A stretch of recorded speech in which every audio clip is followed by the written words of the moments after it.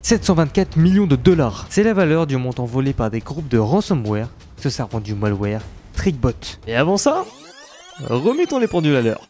Si tu n'as pas vu la première vidéo sur ce malware, je t'invite dans un premier temps à mettre sur pause cette vidéo et t'y pencher si tu veux plus de détails. Sinon, en quelques mots, TrickBot c'est un gros cheval de Troie codé sous forme d'algorithme, plus connu sous le nom de ransomware, qui a volé des millions de dollars en sauvegardant les identifiants bancaires de grandes entreprises, d'hôpitaux, j'en passe. Puis se faisait des gros virements sur ton dos et s'auto-envoyait sous forme de fichiers texte par des moyens de communication classiques tels que des mails ou des conversations textuelles. Alors que c'était un script malveillant.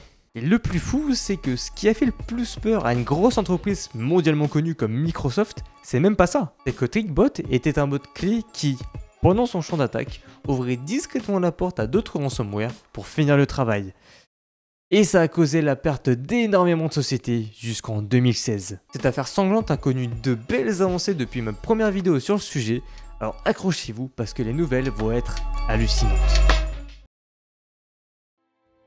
Sous l'énorme pression des forces judiciaires des États-Unis, la condamnation du membre russe Ala White, dont nous avions parlé lors de la précédente vidéo, a été annoncée et son jugement est de 32 mois de prison, soit 2 ans et 8 mois, contre les 88 mois ou années théoriques qui était annoncé. Je le rappelle quand même, mais c'est pour avoir codé un bot et aidé à voler plus de 700 millions de dollars. Et d'un autre côté, un autre membre s'est fait attraper lors de son petit road trip en Corée du Sud. Il s'appelle Vladimir Duanev et non, c'est pas lui qui fait des remixes de fou sur des sons. Désolé, la vanne me grattait, il fallait qu'elle sorte parce que sinon j'aurais été écrit toute la vidéo. Et parce qu'on change pas les habitudes, ce gars-là, c'est un développeur de 40 ans qui est à la fois l'un des personnages à la tête du groupe, mais surtout qui a réalisé le plus d'actions qui vont le faire patienter en prison. En fait, au vu de la tournure et de l'ampleur qu'a pris cette affaire, une fois transféré de la Corée du Sud vers les États-Unis, il a simplement décidé de plaider coupable. Enfin bref, en gros, il a culpabilisé au vu des actions et des conséquences de ses actes. Il est accusé à la fois de complot pour avoir commis des fraudes informatiques telles que l'usurpation d'identité avec les fameuses fraudes bancaires, mais aussi de complot pour ses fraudes numériques telles que la conversion d'argent sale en crypto-monnaie. Parce que rappelons-le, mais ce qui a permis au groupe du malware de se faire autant d'argent à côté des centaines de millions de dollars volés, c'est d'avoir converti au fur et à mesure du temps une petite partie de l'argent volé en crypto-monnaie, ce qui leur a permis de tripler voire de quadrupler leur gain de vitesse hallucinante. Et la raison pour laquelle j'ai pas été plus haut que quadruplé, c'est simplement qu'en tête actuellement je n'ai pas d'autres mots. Donc on va éviter d'aller plus loin parce que l'improvisation sinon je vais dire de la merde. Vladimir Duanev a été condamné à une peine de 5 ans et 4 mois d'emprisonnement, soit environ 3 ans et 4 mois de plus qu'Ala White. Pour je pense, soyons honnêtes, les actions de plus qu'il a fait par rapport à elle. C'est un combat de qui est la plus grosse.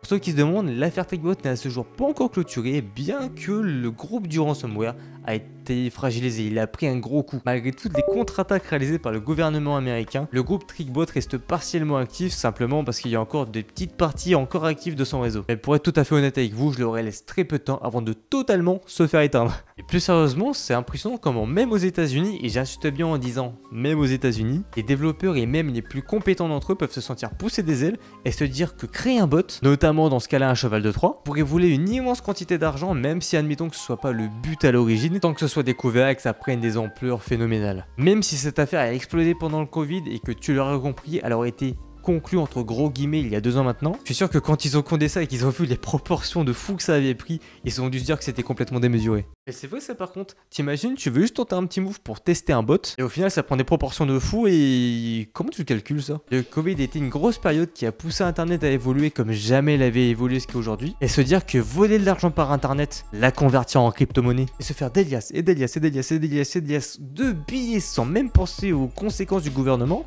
et je ferai pas de comparaison avec d'autres personnes, mais il y a un niveau d'insolence qui est franchement... La vidéo touche à sa fin et la courte série sur l'affaire TrickBot se termine également. Et j'espère que ce nouveau type de format et ce type de storytelling vous aura plu. Avec tous les petits concepts que je fais de droite à gauche et la façon dont je m'y prends à vous partager les choses, sauf que j'ai vraiment trouvé mes marques. Et franchement j'aime beaucoup. Vous partagez du contenu qui me plaît, du contenu qui vous plaît. Et surtout voir vos retours, ça me fait extrêmement kiffer.